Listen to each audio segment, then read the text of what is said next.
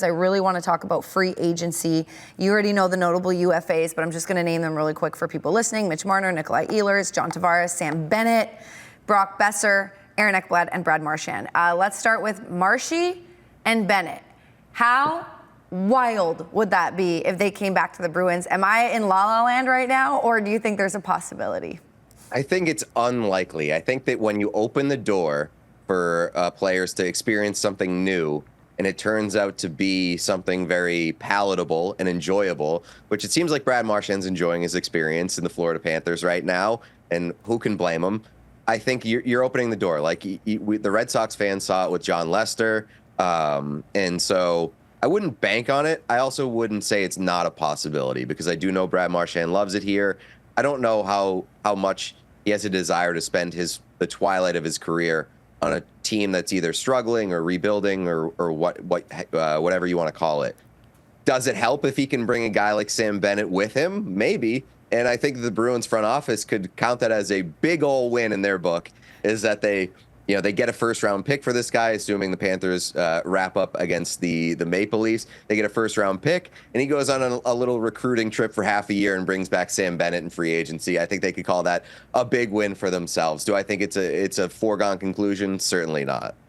Yeah, that would be wild, the two of them together especially. Antics. Yeah. Yeah, and to your point, at the beginning, it's like a breakup. You're like, oh, this stinks. But then when you start dating other people, sometimes you're like, wait, this isn't so bad. So Brad's kind of, I guess, dating the Florida Panthers. But just watching the antics that they have together and hearing about how the guys on the Panthers talk about him, Paul Maurice included, but obviously his teammates, it's like, for me, I'm like, oh, this hurts so much still. I'm like, yeah, of course he's the best. Yeah, I know. He's hilarious. He brings, obviously his A-game professionalism, but he just makes the room a better place, and just seeing what he's got there, he looks pretty happy. So we will, have to. See, I think that's the selling point, though.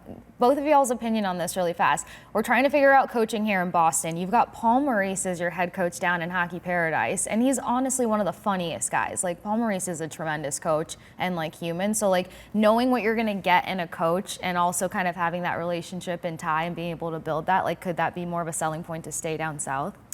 I don't know. I mean, Pete, you can take that one. I think it's going to be up to I think a huge portion is going to be Katrina and the kids. Do they want to go on an adventure and check out another city and move? Because they haven't now. Why would they right now?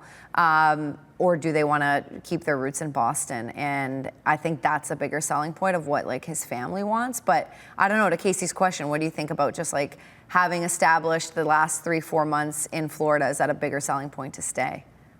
Yeah, I mean, I think they're going to have a compelling case, especially if they go on a deep cup run. And again, when we talked about the timing for the Bruins head coaching search, maybe the point where it does matter is if you're trying to bring guys in free agency. Mm-hmm. It's harder to sell guys if they don't know who they're playing for. Yeah. That's going to be a tough sell for some marquee free agents is, hey, come on over here. We don't know what our roster is going to look like, and we don't know who's going to be coaching, but trust us, you're going to have a good time.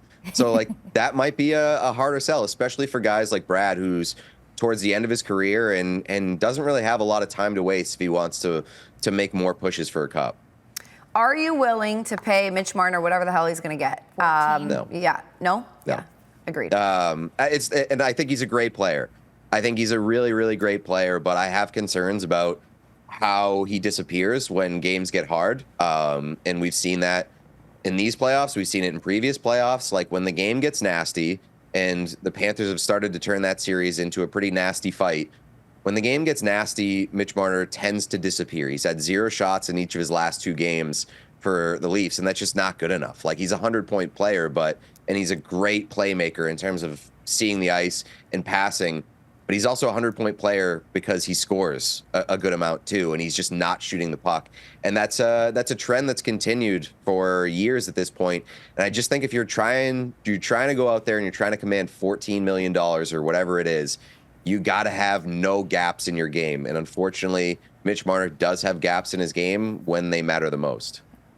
Yeah, and you know what? Just to wrap that point, I used to say, because obviously I have all my friends and family in Toronto and chat about hockey, I used to say to them, Mitch Marner 5 years ago, or let's say now, but on the Bruins team that existed 5 years ago, I was like Chara, Bergeron, Marshy, throw Nick Foligno in there, like they would, I wouldn't say like whip him into shape because I know he's matured and he's grown up, but I was like, whatever, and trust me, I've worked in the Toronto system.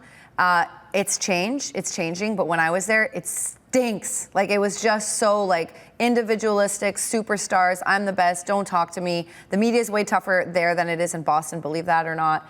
But that also feeds into like the ego of a young player and XYZ. And I was like, this guy needs to be like, I don't want to say trained, whatever the word I'm looking for, but groomed into like culture, being a team player. And I'm not saying that he isn't, but he comes from the OHL where he was like a superstar and like this like little, god with the London Knights, and then goes into the Toronto Maple Leafs where even that quote, which was like blown out of proportion, where, do you remember the quote when he was like, we're kind of like gods around here? Do you remember that from? Yeah.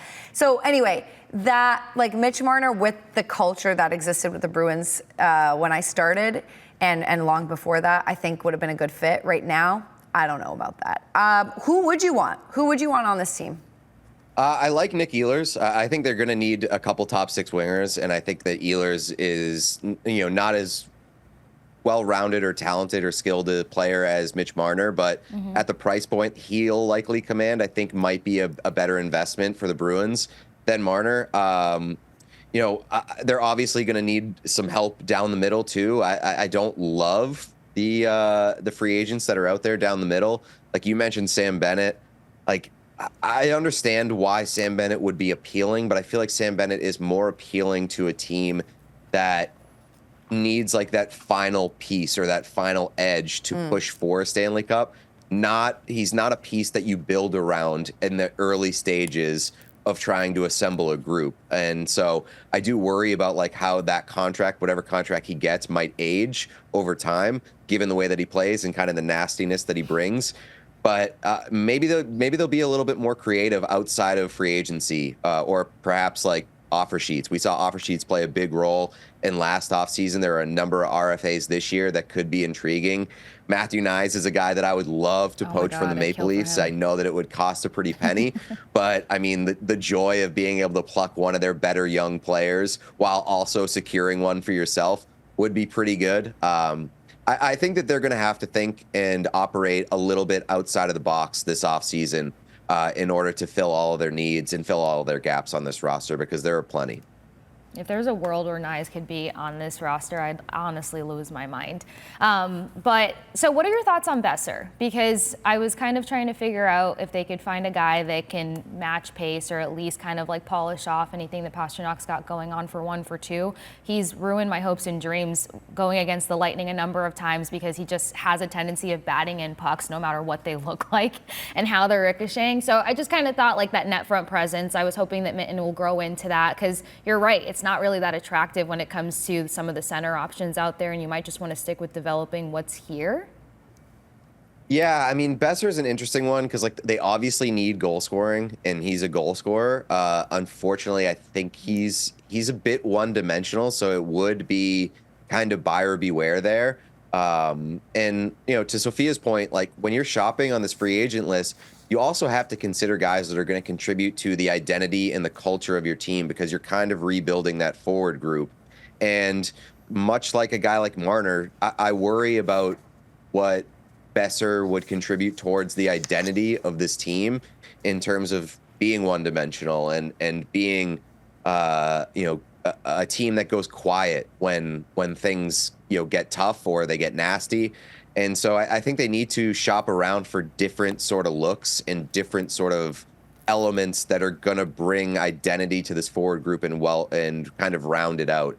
And, given what the market might be for Besser, I don't know if that's where your money would be best well spent. Kasey? I was just going to say, ideal world, top 6. What does your top 6 look like for the Bruins? Or who do you bring in? It's a good question. I would say the easiest answer is different. It has to look different because this year's was certainly not good enough. I think that most likely I'd like to see them have a big ticket signing, at least one, that is going to help them offensively, whether that's Ehlers or somebody else. I think you have to inject a big ticket signing into that front 6 and then sort of improve via trade somewhere else, whether it's on draft day, whether it's on just kind of on the open market where, teams are selling. Like, you look at what the Washington Capitals did last year, and I know that was kind of an exception more than, a common occurrence, but like, they really thought outside the box and they perused the league and they identified guys that teams were willing to part with that were good players, and they went out and made these swings, and it worked out for them. Do I think that the Bruins are going to have that kind of luck this summer?